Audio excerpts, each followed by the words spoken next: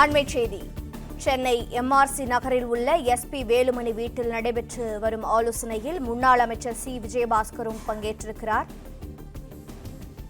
Velumani C சண்முகத்துடன் C விஜயபாஸ்கரும் சந்தித்திருக்கிறார். முன்னாள் அமைச்சர்களான சி விஜயபாஸ்கரும் இந்த சந்திப்பில் இடம்பெற்றிருக்கிறார். இது பற்றிய விவரங்களை தர இணைப்பில் இருக்கிறார் செய்தியாளர் ராஜகுமரன். இந்த சந்திப்பின் சாராம்சம் என்ன? விவரங்களை பதிவு செய்யலாம்.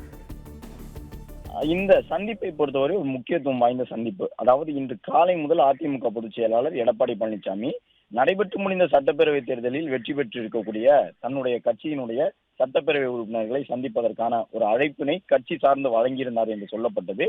அந்த அழைப்பை ஏற்றுக்கொண்டு ஒரு சில சட்டப்பேரவை உறுப்பினர்கள் மட்டுமே அவரை சென்று இதுவரை சந்தித்திருக்கின்றார்கள்.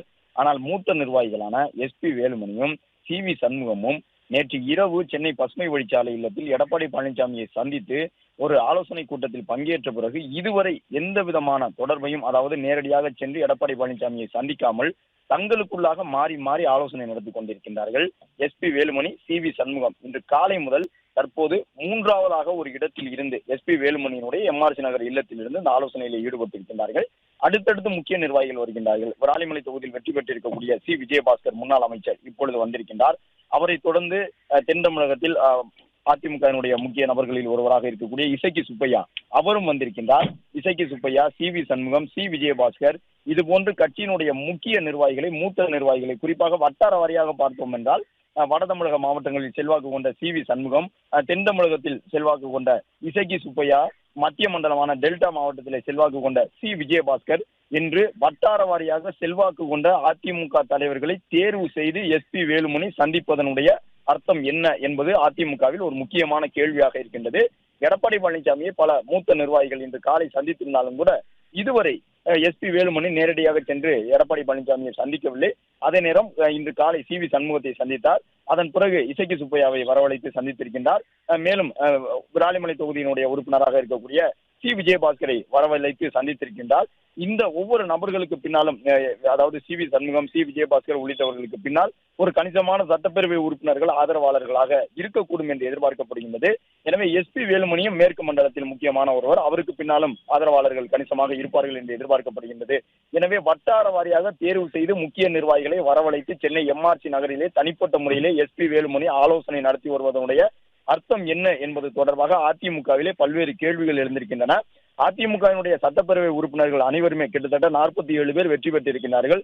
அவர்கள் அனைவரும் சென்னைக்கு வந்து விட்டார்கள். இன்று காலையிலேயே சென்னை வந்து வழக்கமாக அவர்கள் தங்கக்கூடிய இடங்களில் தங்கியிருக்கின்றார்கள். ஆனால் அவர்கள் எடப்பாடி பழனிசாமியை சென்னை பசுமை வழிச்சாலை இல்லம் சென்று இதுவரை பெருமளவில் சந்திக்கவில்லை. 1-2 நபர்கள் தான் சென்றிருக்கின்றார்கள்.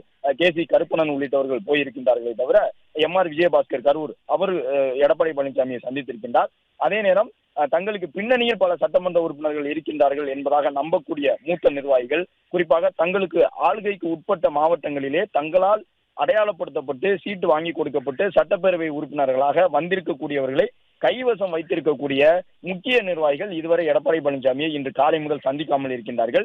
எனவே எஸ்பி வேலுமணியினுடைய இந்த சந்திப்பு அதிமுகவிற்கு உள்ளாக பல்வேறு கேள்விகளை எழுப்பி இருக்கின்றது. ஒரு பக்கம் தமிழக வெற்றி கழக தலைவர் 3:30 மணியளவில் ஆளுநரை சந்திக்க இருக்கின்றார். இந்த நிலையில் இந்த முக்கியமான அரசியல் மாற்றங்கள் நடந்து கொண்டிருக்கக்கூடிய தருணத்திலே எஸ்பி வேலுமணி என்ன முடிவெடுத்திருக்கின்றார், என்ன செய்து கொண்டிருக்கின்றார்? நேற்று இரவு பசுமை வழிச்சாலையில் இடம்பெற்ற அந்த ஆலோசனை கூட்டத்தில் கூட எஸ்பி வேலுமணி, சி சண்முகம் உள்ளிட்டவர்கள் தங்களுடைய ஆதங்கத்தை வெளிப்படுத்தியதாக சொல்லப்படுகின்றது. எனவே அதிமுக ஒரு முக்கியமான தருணத்தில் தற்போது நிற்கின்றதா? அதிமுகவிற்கு உள்ளாக இருக்கக்கூடிய அந்த குரல்கள் கட்சியினுடைய தலைமையால் ஏற்கப்படுமா என்பது உட்பட பல கேள்விகள் இருக்கக்கூடிய நிலையில் தான் எம்ஆர்சி நகரிலே எஸ்பி வேலுமணி இந்த சந்திப்பை மேற்கொண்டுள்ளார்.